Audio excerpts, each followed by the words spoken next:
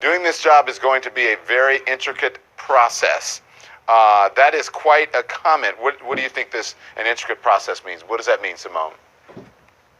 Well, first of all, I know y'all don't expect me to say, to say anything nice about these comments, but I do think that housing and urban development works with the housing authorities, delivers all different kinds of grants. This is a very complicated process, and there are a number of housing authorities in this country that need help and that need an overhaul. Like, the system is just not working in many places, and so this is complicated.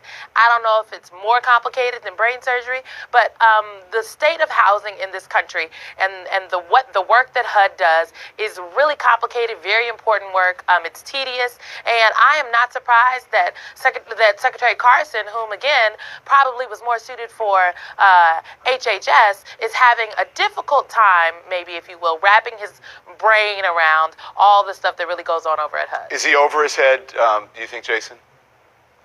No, not at all. I think Simone really hit the nail on the head on that point when talking about just the level of intricacy that goes into HUD and the complexity of the problems. But I think also when you talk about someone who is a brain surgeon, one person can go in and save another person's life. I mean, this is Dr. Carson has literally a storied background. I mean, they literally made a movie about him, wrote a book.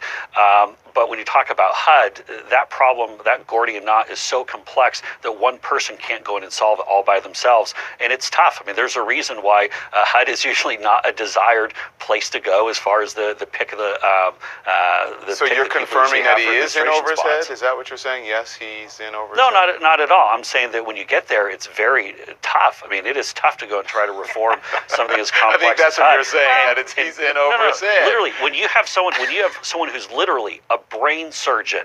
I mean, think about that, a brain surgeon. I mean, that level of smart, and they're having a challenge in trying to do this. That doesn't mean that just tells you that the agency, how tough it is. That doesn't mean that he is suited for this particular job. Listen, Sanjay Gupta is a brain surgeon. I love him to death. I would not want him to be my accountant. I mean, it's just. But Don, tell me who's run a marvelous HUD. It doesn't mean. And Sanjay Gupta is so smart, he would not accept being your accountant. Who's run a marvelous HUD? Nobody's run. No one's ever finished up their time as HUD. There have been some pretty good secretaries. Let me tell you this. I'm friends with Mel Martinez, who was HUD secretary under Bush. This is not about running HUD. This is about the fact that he can't stand the glare of public scrutiny, and he's behaving in a way, and he got caught with his hand in the cookie jar. He's spending $31,000 on furniture when a lot of the people he helps at HUD are making less than $31,000. So it's not, I'm so old, I remember when being a brain surgeon used to be the standard for brilliance. Right. The problem is not that he can't run HUD. There are all sorts of professionals there for him to rely on. Yeah. The problem is his set of skills are not suited to run a bureaucracy the size and complexity of HUD. That's the answer. That was the answer to the question. Okay, stay with me, everyone. When we come back, Donald Trump, president for life. I'm going to tell you what he said about that. President Trump making an eye-opening remark to a group of Republican donors over the weekend as he was praising China's President Xi Jinping for his recent power grab. Watch this. Don't forget, China's great, and Xi is a great gentleman. He's now president for life.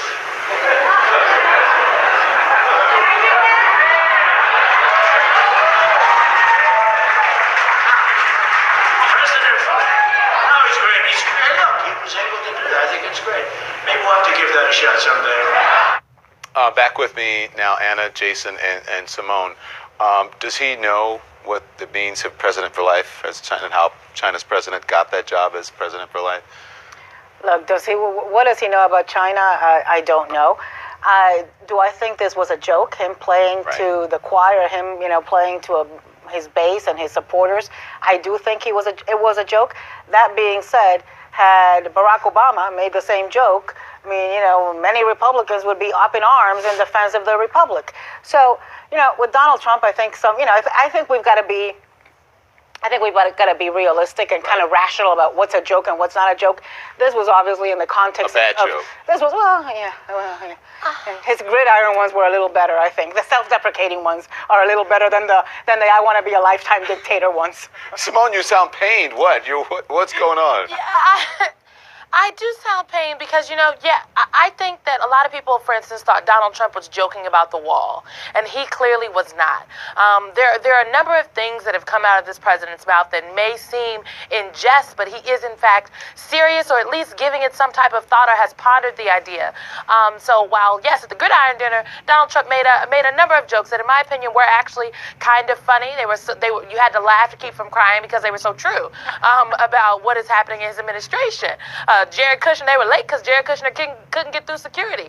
Not out of the realm of something that could actually happen. But in terms of joking about being president for life, this is possibly one of the scariest things Donald Trump has ever said. So, like, I'm not laughing because I don't give him any inches, any little bit of wiggle room. I'm just not comfortable, Don. Very uncomfortable. Me and a lot of the American people are uncomfortable here. Jason, check this out. Our correspondent in China, who is Will Ripley, was reporting on the president's joke, and midway through his live report, the Chinese shut him down on the air. Doesn't seem like they found it funny at all, did they? Well, I certainly wasn't there with Will, and hopefully everything's okay. But going back to the president's joke, I mean, Don, you could hear people laughing in the background, and my understanding from people in the room is that the president was making faces and clearly having fun with it. But Anna was exactly right. Haven't you seen Alec Baldwin? The president completely killed it at the Gridiron dinner this weekend and had a good time. And look, here's the thing. I mean, the fact that I see my liberal friends get so triggered over a couple of jokes from the president, good. I hope he tells more jokes more often. I mean, it's funny to watch Jason, all the liberals start squirming. I mean, it's good. He's got a good sense of humor, and he's having fun. And I wish he'd do it more often. Okay, you wanted to joke about dictators. I thought this was funny at the Gridiron. Before I get started, I wanted to apologize for arriving a little bit late. We were late tonight because Jared could not get through the security. Facts. What can I tell you? That's country Again, you club got to humor. laugh to keep from crying because it's so true. Thank you all. When we come back, the president, his advisors, and the Republican Party all at odds, what they're fighting about, and who's going to win.